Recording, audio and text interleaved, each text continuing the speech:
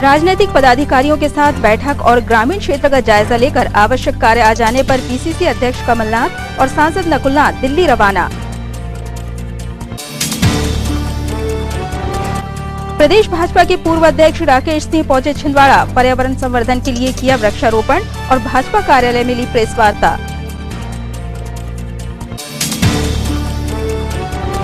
Biometric machine से संक्रमण फैलने की जताई आशंका, राशन दुकान संचालकों ने प्रशासन को ज्ञापन सौंपकर की ऑफलाइन वितरण प्रक्रिया की मांग। और नौकरी से न निकालने और किराएदारों पर दबाव न बनाने के बोल वचन भी बने जुमले। 9 मई से बेरोजगार है अनुबंध के सफाई कर्मी, मकान मालिक मकान खाली करने बना रहे दबाव। नमस्कार, सिटी हलचल में आपका स्वागत है। तमाम खबरों के साथ मैं प्रतिभा वीरेन और अब खबरें विस्तार से। अपने निर्धारित दौरा कार्यक्रम के अनुसार छिंदवाड़ा में बैठकों व समीक्षा चर्चा के साथ जिले की स्थितियों परिस्थितियों का जायजा लेने के बाद पीसीसी प्रेसिडेंट एवं पूर्व सीएम कमलनाथ तथा सांसद नकुलनाथ आज दोपहर बाद दिल्ली रवाना हुए। दिल्ली रवाना होने से पहले पीसीसी प्रेसिडेंट कमलनाथ एवं जिले के सांसद नकुलनाथ ने कमल कुंज कार्यालय परिसर तथा निवास पर जनप्रतिनिधियों, राजनीतिक पदाधिकारियों व किसान नेताओं प्रतिनिधियों से मुलाकात की और जन समस्याएं सुनी। 2 मिनट को संतोष, 2 मिनट को ना।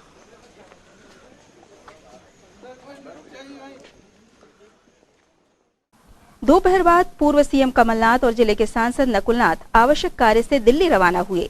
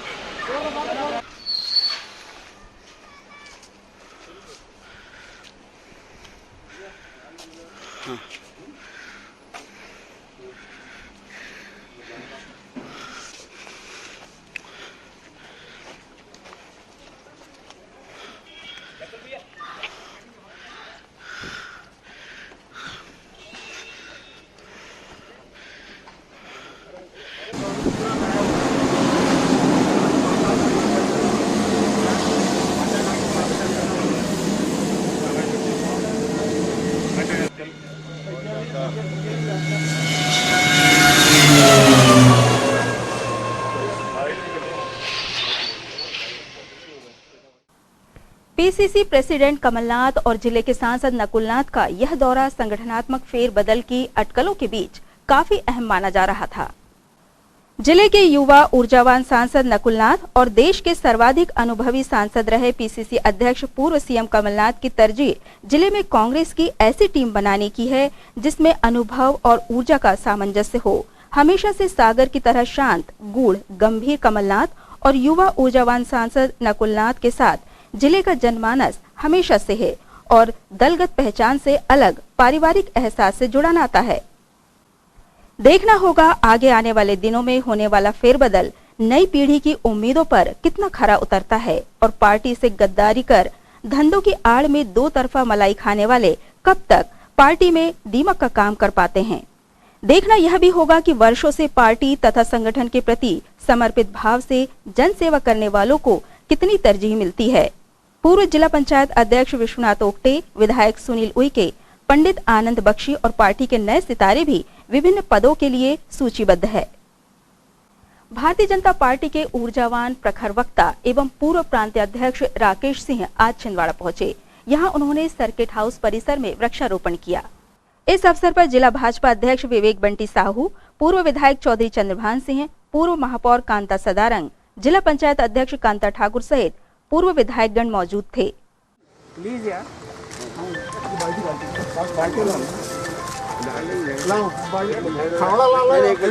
भैया पीछे हो जाए, थोड़ा सा पीछे हो जाए,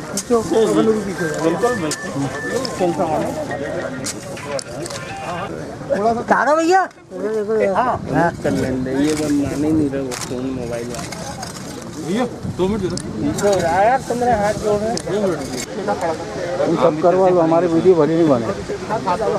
खड़ा हो गया ए भैया और सीधा कर देंगे।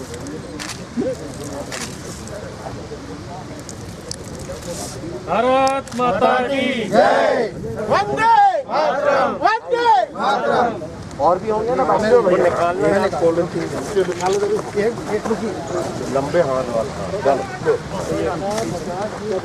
भैया फावड़ा लाना, फावड़ा उधर है, फावड़ा देना भाई थोड़ा सा सामने। ये देखने का फावड़ा आगे पौधा कहाँ देते हैं? बहुत बढ़िया वाली सामने से तो हटो यार। हाँ चंद्रभान जी का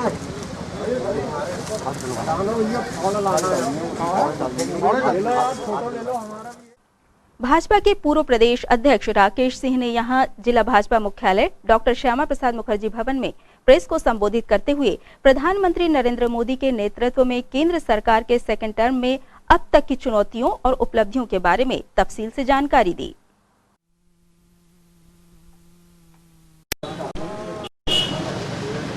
नमस्कार सभी को, बहुत धन्यवाद। धन्यवाद जी, बहुत धन्यवाद। इस दौरान पूर्व प्रदेश अध्यक्ष राकेश सिंह ने पत्रकारों के जिज्ञासा भरे सवालों के सरलता सजगता से जवाब दिए। भारतीय जनता पार्टी और एनडीए की सरकार के पहले 5 साल पूरे होने के बाद दूसरी बार फिर सरकार बनी और वो सरकार बने हुए अभी 30 मई को 1 साल पूरा हुआ। इस सरकार ने जनता के लिए क्या कुछ किया, वो जानकारी भी लोगों तक पहुंचे आपके माध्यम से, और इसलिए पूरे देश में इस तरह की प्रेस कॉन्फ्रेंसेस का आयोजन हुआ है। 5 साल पूरे होने के बाद जो दूसरी पारी प्रारंभ हुई है, उसके पहले साल में ही अनेकों चुनौतियां सामने आई हैं, लेकिन गर्व है हमें हमारे नेतृत्व पर, देश के प्रधानमंत्री पर और उनकी पूरी टीम पर कि 1 साल के अंदर जो ऐतिहासिक निर्णय किए हैं, भारत की राजनीति में बरसों बरस तक उन्हें एक नया इतिहास गढ़ने के रूप में याद रखा जाएगा। हम जानते हैं देश की आज़ादी के साथ ही कश्मीर एक बड़ा मुद्दा रहा है। इस बार माननीय मोदी जी के नेतृत्व में, माननीय अमित शाह जी के नेतृत्व में जो नामुमकिन लगता था वो कर दिखाया। धारा 370 और 35A की समाप्ति,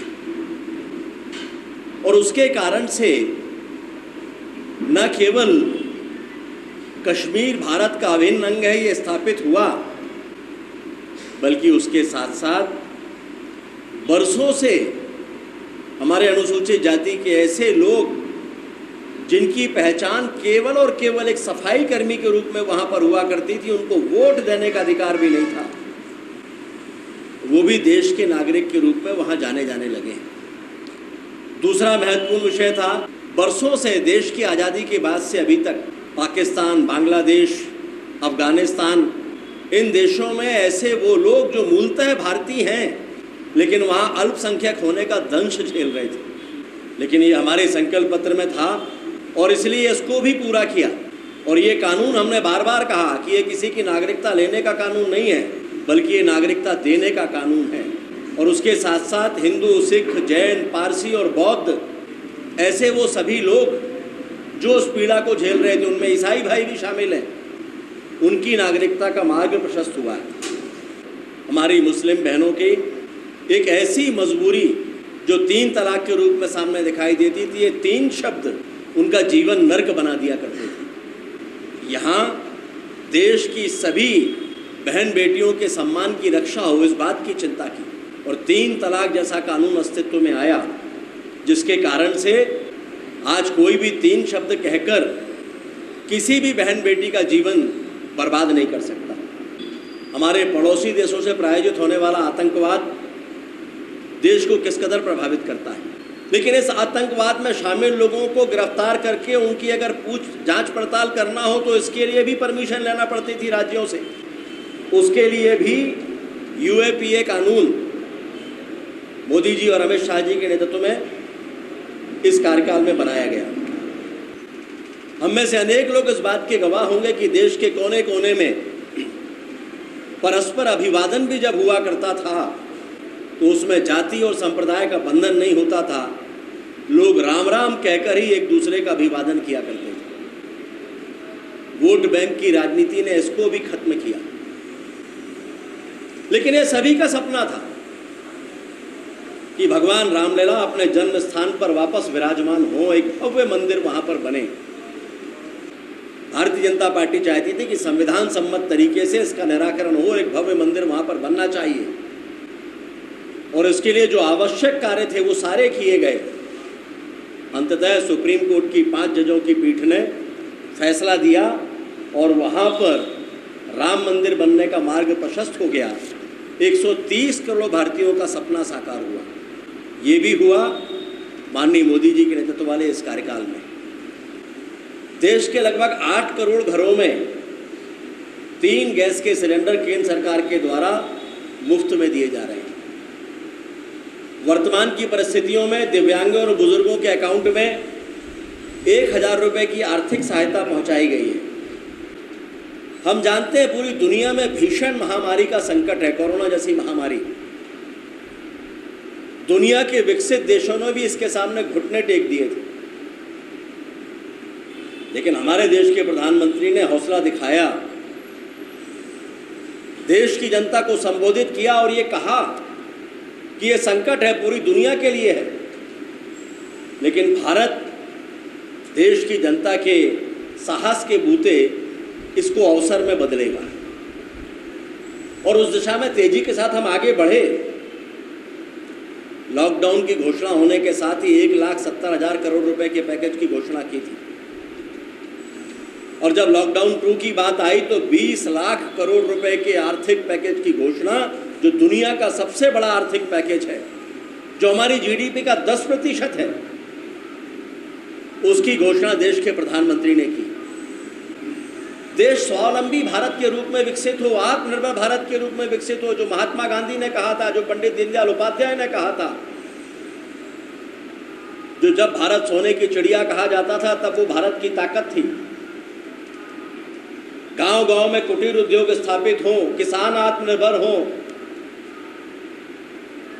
हर गांव की अपनी एक स्वतंत्र व्यवस्था हो।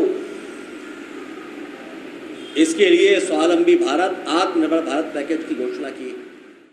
मुझे भी ये महसूस हुआ कि अब जनता चाह रही है कि लॉकडाउन खुलना चाहिए, लेकिन उसके बावजूद भी फेसेस में लॉकडाउन को खोला गया और अभी तो केंद्रीय मंत्री ने स्वयं घोषणा की है कि 15 अगस्त तक शिक्षण संस्थाएं जो भी हैं उसके बाद ही खोली जाएंगी।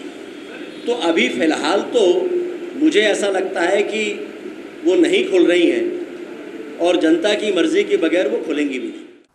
खबरों में ये वक्त है ब्रेक का। ब्रेक के उस पार भी खबरों का सिलसिला जारी रहेगा। ज्वेलर्स कामठी वाले, sponging by customer, hand sanitise, screening, safety hand gloves and mask, diamond, gold, silver, platinum jewellery की भव्य श्रृंखला, distance maintenance, counter sanitise. Jewellers Kamthi वाले, जहां आप पाएंगे हॉलमार्क गोल्ड ज्वेलरी, अपने आभूषणों की कैरेटोमीटर द्वारा शुद्धता की जांच निःशुल्क। नमस्कार। लॉकडाउन के उपरांत ज्वेलर्स कामठी वाले सभी सावधानी के साथ कोविड-19 के नियमों का पूरा पालन करते हुए पुनः आपकी सेवा में उपस्थित हैं। धन्यवाद। ज्वेलर्स कामठी वाले, द प्राइड ऑफ मां कौशल, जो बनाए आपके सपनों को हकीकत।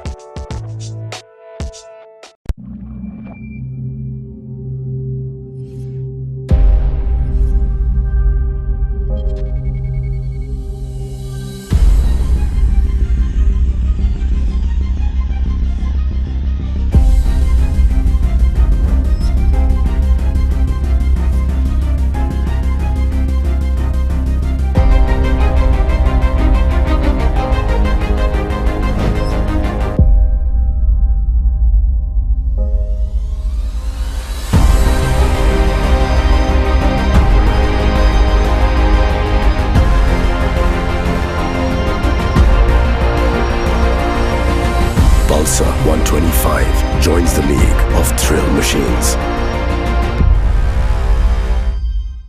ब्रेक के बाद एक बार फिर आपका स्वागत है। शासकीय राशन दुकानों के संचालकों ने कलेक्ट्रेट पहुंचकर प्रशासन को ज्ञापन सौंपकर अपनी मांग रखी। दरअसल कोरोना संकट काल में लॉकडाउन के दौरान सरकार ने राशन आवंटन के लिए ऑफलाइन वितरण व्यवस्था की छूट दी थी, जो लॉकडाउन खत्म होने के साथ वापस बायोमेट्रिक मशीन से करने के आदेश में परिणत हो चुकी है। संक्रमण की आशंका के मद्देनजर राशन दुकान संचालकों ने फिलहाल संक्रमण के डर भरे माहौल को देखते हुए ऑफलाइन वितरण की परमिशन दिए जाने की मांग की है। हम लोग ये कोरोना वायरस जो संक्रमित अभी जो बीमारी फैली है, इसमें हम लोग अभी पिछले 2 माह से हमको ऑफलाइन बांटने को कहा गया था अभी, लेकिन इस माह जून में हमें ऑनलाइन बायोमेट्रिक मशीन में अंगूठा लगा के सामग्री वितरण करना है। अब इसमें होता यह है कि अगर कोई संपर्क व्यक्ति आ जाए और उससे हमको या अन्य लोगों को अगर इसमें और बीमारी इधर फैली तो इसको रोक नहीं सकते। इसलिए हम माननीय महोदय जी से निवेदन करने आए हैं कि अभी फ़िलहाल जब तक महामारी चल रही कोरोना की, तब तक हमें ऑफलाइन की अनुमति दी जाए। इस हेतु आपका सहयोग लग रहा है। भारतीय मजदूर संघ बीएमएस छिंदवाड़ा इकाई ने प्रशासन को ज्ञापन सौंपकर अपनी मांगों से अवगत कराया है। पहला मामला अखिल भारतीय धरना प्रदर्शन के दौरान 65 कामगारों को जेपी प्रबंधन द्वारा निष्कासित किए जाने का है, जिसमें प्रशासन से मांग की गई है कि सभी कामगारों को वापस लिया जाए। केंद्र के महामंत्री ब्रजेश कुमार उपाध्याय जी के निर्देशानुसार कल पूरे भारतवर्ष में पब्लिक सेक्टर में जो कमर्शियल माइनिंग एवं विनिवेश के विरुद्ध आंदोलन किए जाने का आह्वान किया गया था, कल भारतीय मजदूर संघ पूरे देश में वह आंदोलन चला रहा था, जिसके तहत जेपी में भी आंदोलन किया जा रहा था। जेपी प्रबंधन ने उसको आधार मानते हुए वहाँ के 65 कामगारों को तालाबंदी घोषित करते हुए निष्कासित कर दिया है, जिसके विरुद्ध हम लोग कलेक्टर महोदय से मिले हैं, ज्ञापन दिए हैं कि उन किसान कामगारों की जिनकी ज़मीन गई है, ज़मीन के बदले में स्थायी रोजगार का वादा किया था, स्थायी रोजगार तो दूर, उसकी जो रोजी चली थी उसे भी बंद करने का पूरा षड्यंत्र जेपी प्रबंधन ने किया है। दूसरा मामला भी धरना प्रदर्शन के दौरान पेश आई घटना का ही है। बीएमएस नेताओं ने स्थानीय डीएसपी एसके सिंह द्वारा अपशब्दों का प्रयोग किए जाने का आरोप लगाया है। भारतीय मजदूर संघ के आह्वान पर देश के सभी उद्योगों में सुबह 10 से 5 का धरना कार्यक्रम था। कल 10 बजे कन्हान क्षेत्र के डुंगरिया में भारतीय मजदूर संघ का धरना आरंभ हुआ। उसी बीच Junnardev DSP Mister S K Singh वहां पर आए और सोशल डिस्टेंसिंग और सभी लॉकडाउन के नियमों का पालन करते हुए हम लोग का धरना आंदोलन के स्थल पर पहुंचकर उनने असम्मानजनक शब्दों का उपयोग किया, जो कि निश्चित रूप से निंदनीय है। और भारतीय मजदूर संघ ने कल की घटना के संबंध में आज कलेक्टर महोदय ज्ञापन दिया है और उनसे आग्रह किया है कि इस मामले की जांच करवाकर दोषी लोगों पर कार्रवाई करने की आवश्यकता है। भारतीय मजदूर संघ का जो आंदोलन था, हमने अपने आंदोलन की सूचना सभी प्रशासनिक अधिकारियों को दिया था। यदि प्रशासनिक अधिकारी पहले कुछ निर्देश देते तो हम उसका पालन करते। अचानक जब आंदोलन चालू हो जाता है और घटनास्थल पर पहुंचकर जिम्मेदार अधिकारी यदि उसको भड़काने का प्रयास करे तो ये अच्छी बात नहीं है। इसी के बारे में हम लोग ने आज ज्ञापन दिए। जिला अस्पताल में नई वेंटिलेटर मशीन आ चुकी है और आज नागपुर से आए सर्विस इंजीनियर ने इसे बाकायदा सिस्टमैटिकली इंस्टॉल किया।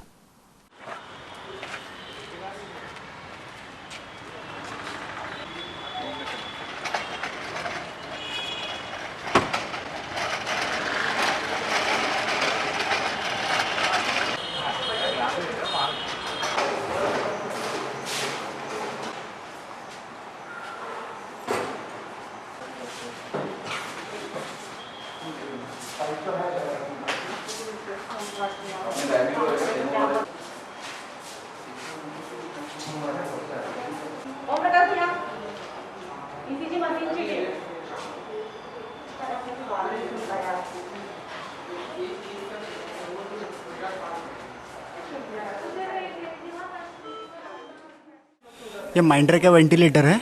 2 मशीन यहाँ पे इंस्टॉल किए डिस्ट्रिक्ट हॉस्पिटल में छिंदवाड़ा में। आज ये कल से रेडी हो जाएगा यूज़ करने के लिए। माइंडर कंपनी का है, SP300 मॉडल। एक गरीब परिवार डरा हुआ सा किसी तरह हिम्मत बांधकर कलेक्ट्रेट परिसर में शायद पीने के पानी की उम्मीद से वहां बने चबूतरे पर थक कर बैठा था। 2 मासूम बच्चे भी साथ थे। इन सबके चेहरों पर मास्क न थे। यह नजारा कलेक्टर सौरभ सुमन ने सीसीटीवी मॉनिटर पर देखा तो फौरन बिना मास्क बैठे इस परिवार को बुला भेजा, मास्क दिलवाए और फौरन राशन पानी सहित फौरी मदद के लिए अधिकारियों को आदेशित किया। सख्त अनुशासन पसंद अंतर्मुखी कलेक्टर सौरभ सुमन के व्यक्तित्व के संवेदनशील व्यवहार की हर ओर चर्चा है। सर जी पुलिस वाले सर उनको घूमने नहीं दे रहे, उनको कहिए फोन कर कोई दिक्कत नहीं, तो तुम ले जाओ जी आगे तुम ले जाओ उसको।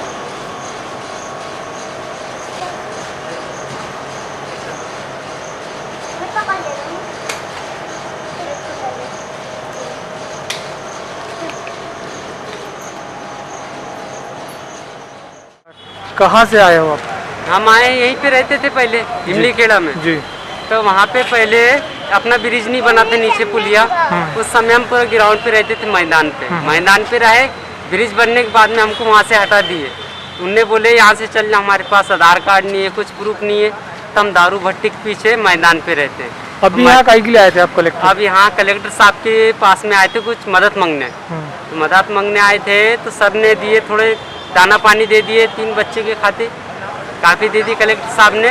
उसके बाद में फिर बोले आधार कार्ड के उसमें आए थे, तो फिर कलेक्टर साहब तो अच्छे से हर चीज़ में थोड़ा पूर्ति कर दी है और सब अच्छे से। कलेक्टर साहब को भगवान भला करे, अच्छे ही रखे मालिक उसको। कोरोना संकट काल में टोटल लॉकडाउन के दौरान निर्देश दिए गए थे कि इस संकट काल में लोगों को नौकरी से बेदखल न किया जाए। इसी तरह मकान मालिकों को भी निर्देशित किया गया था कि संकट के इस दौर में किसी को बेघर न किया जाए। किराए के लिए दबाव डालने में भी मनाही केवल जुमला नुमाइश बनकर रह गई। जिला अस्पताल में पदस्थ स्टाफ नर्स पर उनका मकान मालिक तरह तरह से दबाव डालकर प्रताड़ित कर रहा है। एक तरफ जहां सिस्टर सलमा खान स्वास्थ्य एवं उपचार सेवा में जुटी हुई हैं, तो वहीं पूरी बेहयाई से मकान मालिक खुद को ऊपर वाला ही मान बैठा है।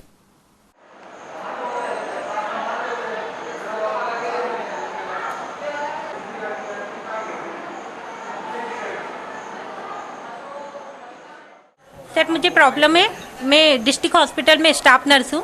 मेरा नाम सलमा खान है और मैं जब से कोरोना संक्रमण चल रहा है, मैं 3 महीने से अपनी मकान मालकिन जो है वो मुझे बहुत मानसिक रूप से मेरे को प्रताड़ित कर रही है और समय समय पर मुझे धमकी देती है कि आप अपना मकान खाली करिए और गाली गलौज करती है।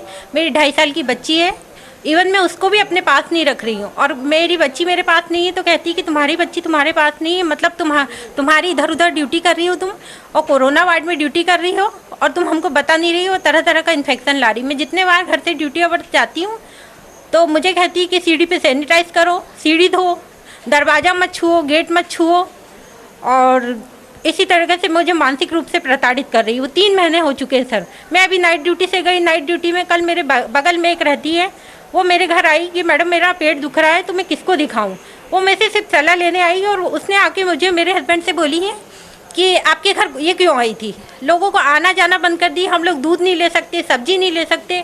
दूध वाला आता तो कहती है आप दूध वाले से दूध नहीं लो, नीचे आइए, आप नीचे आके दूध लीजिए समय। और इसके पहले भी जब हम लोग ने किराया चल रहा था कि किराया भी लोगों का माफ़ है, आप लोगों को किराया नहीं देना, उसके बाद भी हमने किराया समय समय पे उसको दिया कि नहीं भाई हमारे वजह से किसी को दिक्कत ना हो। हम अपनी सावधानी खुद रखते हैं, स्वास्थ्य विभाग में हम ड्यूटी कर रहे हैं, हमें पता है कि हम कितनी सुरक्षा से और हम दूसरों के लिए हमको कितने केयरफुली रहना। हम अपने आप को ये सोचते हैं कि हम पॉजिटिव हैं, सामने वाला नेगेटिव है, तो हम दूसरों से संपर्क नहीं रख रहे हैं, सिर्फ हम अपने घर में अपने हस्बैंड और हम रह रहे हैं। हमारे घर में लोगों को किसी को आने नहीं दिया जा रहा। 3 महीने हो गए सर, मैं अपनी बच्ची से नहीं मिल पाई। 2.5 साल की बच्ची है मेरी, उसको उसके बड़ी मम्मी पापा के पास नाना नानी के घर छोड़ी हूँ मैंने।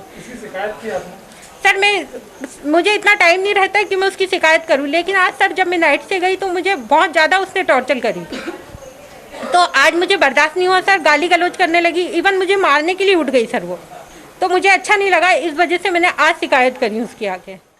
ऐसा ही मसला है उन 450 परिवारों का जो कभी स्वच्छता सैनिक कहलाते थे। उन्हें तो यह पता भी न था कि वे किसी ठेकेदार के अनुबंध की मिल्कियत है और अनुबंध खत्म होते ही उनको रोजी रोटी के लाले पड़ गए। नगर निगम ने पूरी तरह मुंह मोड़ लिया। ऐसे ही पीड़ित प्रताड़ित तबके की समस्याओं के समाधान के लिए पूर्व नेता प्रतिपक्ष असगर वासु अली ने प्रशासन को सीएम के नाम ज्ञापन सौंपकर मांग की है। अभी देश में और दुनिया में जो कोरोना महामारी चल रही है, उस पर जो आम आदमी को जो परेशानियां हो रही है, उसको देखते हुए कांग्रेस पार्षद दल आज कलेक्टर साहब से मिला। कलेक्टर साहब से निम्न बिंदु पर हमने चर्चा करे। अप्रैल माह में राज्य सरकार द्वारा जो 2300 जो पात्र हैं, जो विभिन्न योजनाओं में पात्रता रखते हैं, उनको गल्ला दिया गया था 1 माह का। जैसे 5 किलो गेहूँ, 5 किलो चावल दिया गया था, तो उनको सिर्फ 1 महीना गल्ला दिया गया। हमारी ये मांग है कि उनको आगे भी गल्ला दिया जाए, क्योंकि गरीबों की स्थिति बहुत ख़राब है। लोग यहाँ खाने पीने की नहीं है और काम धंधे भी उतने चल नहीं रहा है। दूसरा, जो सफाई कर्मचारी, जो कोरोना योद्धा जिनको बोला गया है, माननीय प्रधानमंत्री जी और मुख्यमंत्री जी जिनको कोरोना योद्धा नाम दिया गया है, उनको पिछले 9 मई को अचानक बंद कर दिया गया है। ऐसे 450 परिवार हैं जो बेरोजगार हो चुके हैं और जो आज भूख खाने के लिए तरस रहे हैं। उनकी रोजगार की व्यवस्था करें और उनके परिवार की जो दुर्दशा हो रही है उससे अवगत कराएं। तीसरा, हमने नगर निगम द्वारा जो मकान टैक्स लिया जा रहा है या नल बिल लिया जा रहा है, उसमें सरचार्ज जो लिया जा रहा है उसको अभी माफ़ किया जाए, क्योंकि कोरोना महामारी चल रही है, लोग परेशान हैं, लोगों को काम धंधा नहीं चल रहा है। चौथा, हमने माननीय कलेक्टर साहब से बात की है कि जो पेंशन है 600 रुपये जो मिलती है पेंशन, वो पेंशन को 2 महीने की एक साथ डाली जाए, जिससे कि क्या कहते हैं गरीबों को यहाँ कम से कम अगर 1200 रुपये पेंशन मिलेगी तो महीने भर का किराना बढ़ के गरीब के खाने पीने का इंतजाम हो।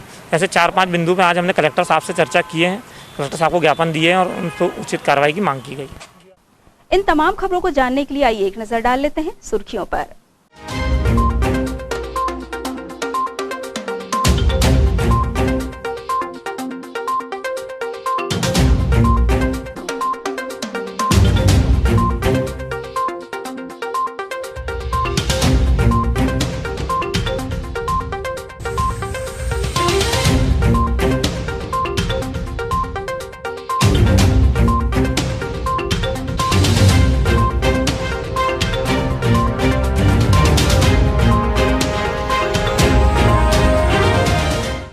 ये थी सिटी हलचल की सुर्खियां। अब आइए रुक करते हैं हेडलाइंस की तरफ।